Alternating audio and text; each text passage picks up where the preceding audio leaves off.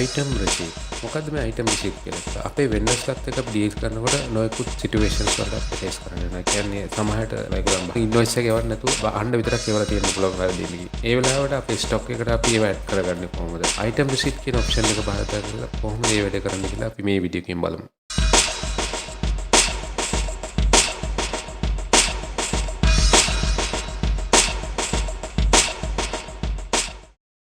හරි මම දැන් මගේ ඩෙස්ක්ටොප් එකේ තියෙන QuickBooks System එක ඕපන් කරලා තියෙන්නේ. අපි අද ඉගෙන ගන්න යන්නේ මොකද්ද මේ item receipt කියලා කියන්නේ. ඕගොල්ලන් කලින් ඉගෙන ගත්තා enter bills, pay bills මේ විදිහේ දේවල් ඉගෙන ගත්තා. vendors ලා අපිට බඩු වෙනකොට ඒගොල්ලන්ගේ bill එකක් එක්ක එවන්නේ. ඒ bill එක අපි enter කරගන්නවා අපි system එකට. ඒකට තමයි enter bills කියලා කියන්නේ. නමුත් item receipt කියලා දෙන්නේ සමහරවිට අපේ vendors ලා බඩු විතරක් එවන්න පුළුවන්. ඒගොල්ලන් bill එකක් එවන්න නැතුව. ඒ විදිහ වෙලාවට අපේ stock එකකින් අපි ඒක බාර ගන්න අපිට ඒක system එකට දාන්න තියෙන option එක තමයි item receipt කියලා තියෙන්නේ. මම කියලා දෙන්නම් කොහොමද ඒක කරන්න කියලා. item receipt එකට යන්න නම් අපි මේ vendors කියන එක click කරලා ඒකේ තියෙනවා receive items කියලා option එක. ඒක click කරලා යන්න පුළුවන් මේ item receipt කියන එකට. ඒතකොට මේ item receipt කියන module එකට එනවා. අපි බලමු කොහොමද item receipt එකක් දාන්නේ කියලා. හරි අපි හිතමු අපි supplier කෙනෙක්ගෙන් මේ GGH කියන supplier එකෙන් අපිට අපි order කරපු බඩු ටිකක් ඇවිල්ලා තියෙනවා පෙබරවාරි 18 කියලා. නමුත් ඒගොල්ලන්ට invoice එක එවන්න බැරි වෙලා තියෙනවා. බහන්න විතරක් එවලා තියෙනවා. මේ විදිහ වෙලාවක අපි item receipt එකක් තමයි use කරන්න ඕන. අපි මුලින්ම මේ vendor එකේ නම දාන්න ඕන. ඊට පස්සේ date එක දාන්න ඕන. ඊට පස්සේ reference number එකක් අපිට දෙන්න පුළුවන් අවශ්‍ය විදිහට හදලා මම නිකන් number එකක් දෙන්නම්. හරි මෙතන අපි total කියන දාන්න නැහැ. මෙතන memo එකේ වැටලා තියෙනවා receive items bill to follow. ඒ කියන්නේ items ඇවිල්ලා තියෙනවා bill එකක් අපි බලාපොරොත්තු වෙන්න ඕනේ කියලා තමයි මෙතනින් කියන්නේ. හරි ඊළඟට මේ items මොනවද යකින් හම්බුනේ කියලා අපි දාන්න ඕනේ. මම මෙතන item එකක් දාලා පෙන්නනවා බලන්න. මෙතන මම මේක item 1 කියන එක දාලා quantity 4යි කියලා දාන්න. හරි මම මෙහෙම දාලා මේක save කරන්නම්. save කරලා අපි හිම් බලමු. හරි මේ විදිහට තමයි save කරපු item receipt එක view කරපුවම පෙන්නන්නේ. අපි බලමු report වලට කියලා මේ journal එක කොහොමද journal එකේ record වෙලා තියෙන්නේ කියලා. හරි මේ තියෙන්නේ මේ අපි දාපු entry එක 112 කියන එක account payable ඒ කියන්නේ supplierට ඒ vendorට credit වෙලා තියෙනවා inventory එකට debit වෙලා තියෙනවා. හරි. ඒ කියන්නේ සාමාන්‍යයෙන් අපි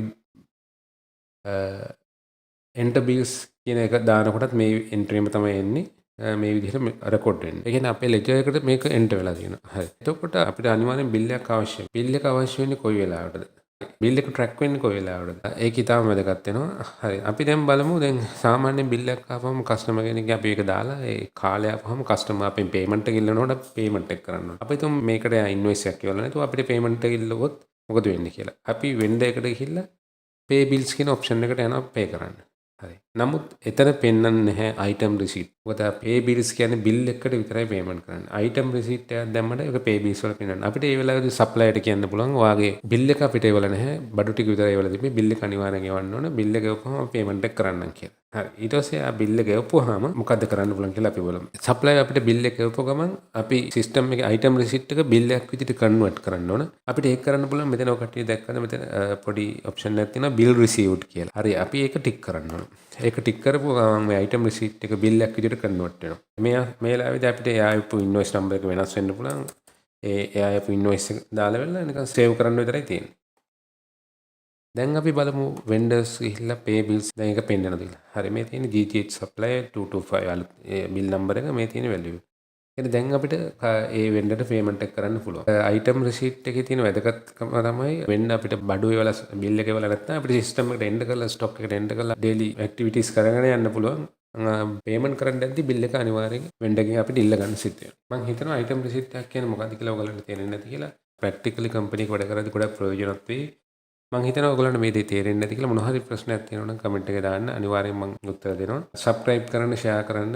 ඒකෙන් තමයි මම motivate වෙන්නේ තව videos කරන්න. මේ සම්බන්ධව තව ගොඩක් videos මම කරනවා. තවත් video එකකින් හම්බ වෙනතුරු ඔයගලන්ට සුබ දවසක්.